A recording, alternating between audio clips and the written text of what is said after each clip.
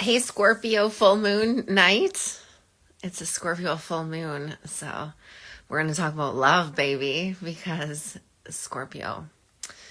Hi, if you're here watching the replay, let me know what is your horoscope sign. I would love to know. My name is Brittany Lynch. If we are just getting to know each other, hello, it is nice to meet you. The reason I'm doing a live tonight is because I promised myself that I was going to do a live every single day until the butterfly ball on May 31st. And if I get in the habit of something, I might just continue to do it. The butterfly ball on May 31st is going to be the most absolutely epic party of the whole entire century, because we are birthing an entire world peace movement on that day, which is the culmination of a lifetime's worth of work, working toward a vision that I didn't really know what it was yet. And as a visionary woman, I want to talk about what is required from a man in order to be able to meet us, in order to be able to love us in a way where we want to come home and let you have your way with us. Okay. Now, this conversation is coming after many conversations with many women who hold a lot, right? A lot of women who hold a lot in their lives. And by no stretch of the imagination am I and my preferences only being communicated here. I think it's really important. And ladies, if there's things that I'm forgetting that you want me to say, you know where to find me.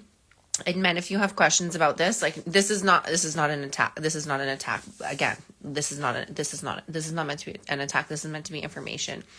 And I know that sometimes when we talk about love and we talk about what we could do to improve our connections in our relationships, of course, our natural tendency is going to be to close down, right? Like, of course, our natural tendency is going to be like, but I do so much for this person, right? Like I do so much, and I love them so much, and can't they see, right? Can't they see how much I do for them?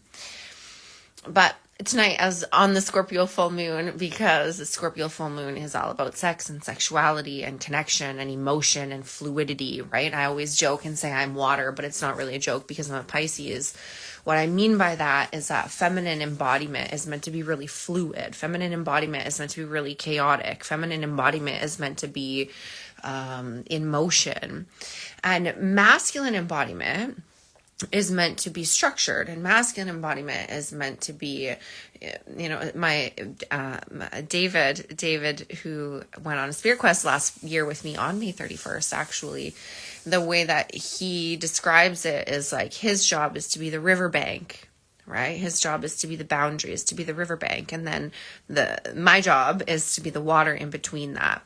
And this is not this, masculine, feminine polarity, masculine, feminine, and energetic. This is something that is present in all of us. This is something that is present in friendships. This is present in parent-child relationships. This is present in all kinds of relationships. The most important thing about masculine, feminine, energetic is that you yourself have a completely developed capacity of what it means to be in balance inside of yourself. So that your feminine is fully expressed, your masculine is fully expressed, and you can lean on whichever parts of those that you need yourself to, hi Annie, you can lean on whichever parts of yourself that you need yourself to use, for lack of a better term, in that moment, right? So for instance, if I am, like this morning, I had a PR meeting with a firm who is going to get us some news coverage before the butterfly ball on May 31st. And we're really excited. We're really excited about that. And we're really excited about our sponsors so far. We're really excited about the people who are coming on board. We have some really cool conversations that are happening for us. So if you haven't got your butterfly ball ticket yet, you need to get your butterfly ball ticket. This is going to be the party of a lifetime. Like, it's not every day you see a world peace movement birthed, and not every day that you see something like this, which is just absolutely extraordinary. We're going to have a game show. We're going to be recording podcast episodes. We are going to have an after party sleepover, bunk bed sleepover with matching jammies. Like, come on. This is like my inner child. This is like my inner child's favorite dream come true, right? Throwing the party of a century. I never had parties as a kid. So this is like such a reclamation for me to be able to celebrate not just myself, but my team and all of the people who have believed in us up until this point and who have participated in this up until this point.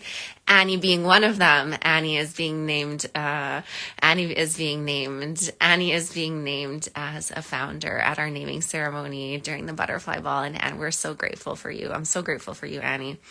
It's so wonderful to have people who believe in you and who see your brilliance and who reflect that back to you and who make your job easy, right? Annie makes my job easy. Annie is like the dreamiest of all dreamboat clients because she hears and she sees and she takes responsibility, and I love you so much. And she makes amazing art. So if you need art, talk to Annie because she's amazing.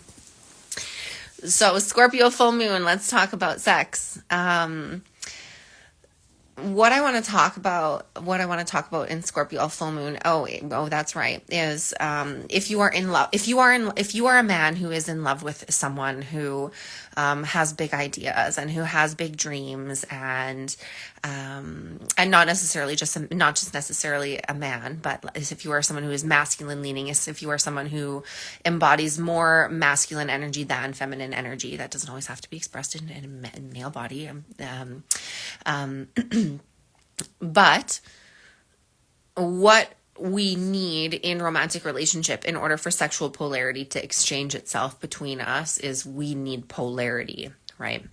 And oftentimes what can happen when, especially for women, because in order for us to be able to be receptive to get into a space where we want to be pursued, where we want to be ravaged, where we want you to be primal with us, in order for us to be able to get into that state, what we're really looking for is a riverbank that we trust is going to be strong enough to hold us. Okay? What do I mean by that? I am water, and I have a lot of energy, and I am a big person, and I have a lot of emotion. I have a lot of feeling. And when you go into a sexual container with a woman who has a lot of feeling, who has a lot of emotion, so men who are dating, married to, in relationship with women who are very powerful women, if you find that it is hard to connect with them sexually in the way that fills you up, right, then the likelihood is that they don't feel safe in your riverbank, that they don't feel sturdy, they don't feel like you're something, right, wrong, or otherwise, right? They don't feel like something about the container that you set is strong enough to hold the full expression of their feminine energy. And so when I think about what it is that our male clients are looking for, right? They're looking for a place to be able to be primal, a place to be able to pounce, a place to be able to prey on their lover, right? Like they're looking for just this like all consuming, all passionate, all fiery, like teenagers in the backseat sort of like generative love, generative passion. And what happens after we are in relationship for longer periods of time, or what happens when we get into a relationship where, and this is normal, right? Where one partner will grow kind of at a different speed than another, but certainly both partners need to be on a growth trajectory in order for things to probably work long term, whatever growth trajectory that looks like, right? There's all kinds of ways to develop ourselves, but the reality of it is that if you are a man and you are with a woman who has big dreams and she is always growing and she is always changing and she is always creating and she's very emotional and she's very fluid and she's very driven towards something that is very important to her, then you absolutely would do well to examine what sorts of avenues you could explore that would strengthen your integrity. And by that, I mean strengthen your ability to do what you say you're going to do when you say you're going to do it. Believe it or not, this has a lot to do with how open women are going to be sexually. Okay. Women see everything. Women sense everything. Women notice everything. Okay. And so this is why when men try to logic their woman into things, it doesn't work, because women have a very, for the most part, lots of women, many feminine leaning people have a very strongly developed sense of intuition. Okay. And so when your words don't match your actions, that erodes a little bit of trust between a couple. Now, it's completely impossible for anyone to do everything that they say they're going to do every single time they say they're going to do it, to the minute they say they're going to do it. It's not about being perfect, right? And of course, if you're visionary couple, or you're a high-powered couple, of course you are setting probably very unrealistic goals between you. Hopefully you're setting very unrealistic to the real world, unrealistic to everyone else, unrealistic goals between you. Hopefully you're both working towards something that is important individually to each of you, and then something that is really important together as a couple, right? This is what we help our couples do inside the WHOLE Stepfamily, our constitution governance. This is what we help couples be able to do individually when they work with us individually. This is what our individual clients do with us, is we set big crazy visions, and then we figure out how to make those happen, not with a step-by-step plan necessarily, but energetically. How do we energetically become compatible with the places that we're trying to go, right? How do we energetically become compatible with becoming a Nobel Peace Prize winner? How do we energetically become compatible with being, I don't know, the king of the world? I don't know. I only say that because Rory asked me, who's the king of the world? And I said, I don't know if there is a king of the world. And he's like, I might want that job. So I don't think he wants that job, but I'm not going to tell him that. I don't think he wants the job to be the king of the world. But I didn't tell him that, because if he wants to be the king of the world, then who am I to tell him that he can't be the king of the world? At least he knows how to treat people nice and respectfully. I'm going to go on a little tangent here as an update. When I'm not sure if you remember this, but not long ago, Rory and I and Penelope were driving to go to see the Minecraft movie, and we stopped and we got matching t-shirts. So we all wore matching shirts to the Minecraft movie, and hi Danielle, and we got whatever we wanted from the concession, and we just had the best time. And on the drive there, Rory goes, Mom, the next time we see a homeless man, I think we should give him some money. And I'm like, oh, okay, well, maybe we could buy him some food. And, this is me like trying to be moral about it, right? Like, this is me trying to be helpful. This is me hedging. This is what I'm doing, is I'm hedging, right? Because I'm uncomfortable with the generosity of it. And he goes, no, I don't want to buy him food. I think it'd be really nice if he got to buy whatever he wanted. And it was such a beautiful reflection of the values that I really try to raise him with, right? Which is that we love everybody, especially the people the world turns their backs on. And when he says to me, who's the king of the world, I don't want to say to him, no one should be the king of the world, right? Because I don't know what this new world that we are building is going to look like. But what I do know is that we are building a new world, and the one that we are living in is not holding on. There is a crumble. There is a crumble happening, and we're very excited about it because very good things are coming. So anyway, for men and for women. And women, I would also like to say this to you as well. If you're, and so there's nobody at fault in this dynamic. This is really important to note here.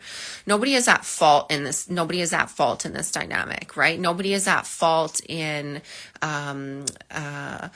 if a woman doesn't feel safe enough to soften or safe enough to open. It's nobody's fault. And if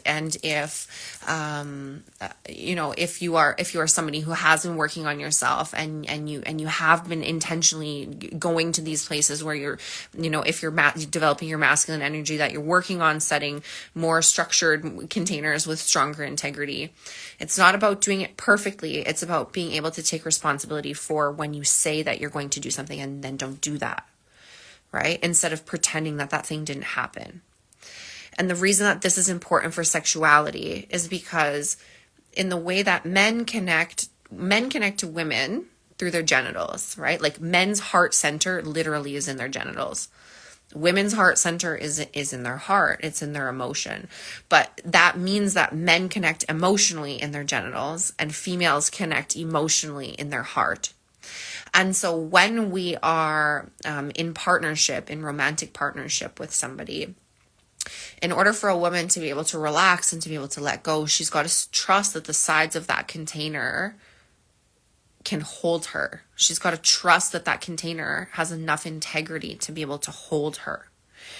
And the way to develop, there are many ways to develop integrity, but I will leave that exploration for you, or you can reach out to me and have a conversation with me about how you can develop integrity.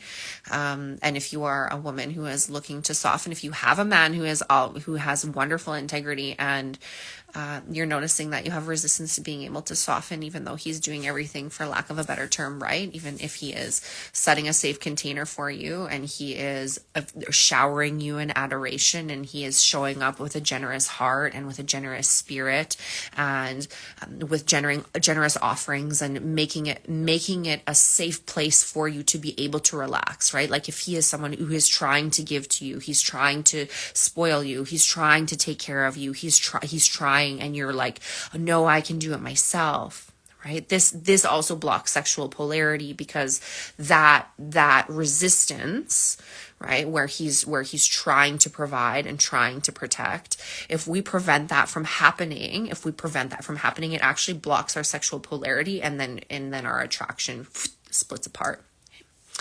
So on this Scorpio full moon, the reflection for you is going to be, and everybody, like I said, every person has masculine and feminine energies. Everybody has different balances of those polarities. So this invitation for you is to consider, where in life can I soften, right? Where in life do I have a safe enough container that I can soften to any amount, any degree, any degree?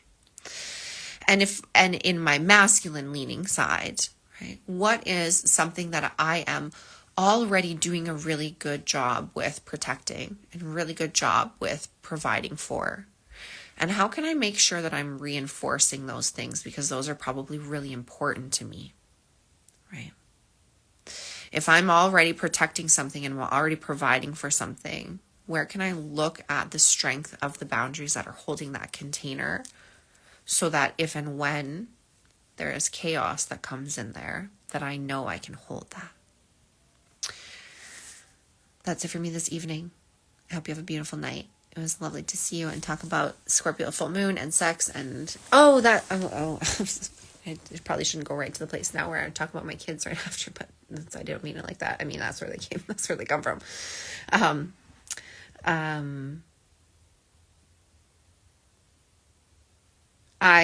This is what I was going to say. Last week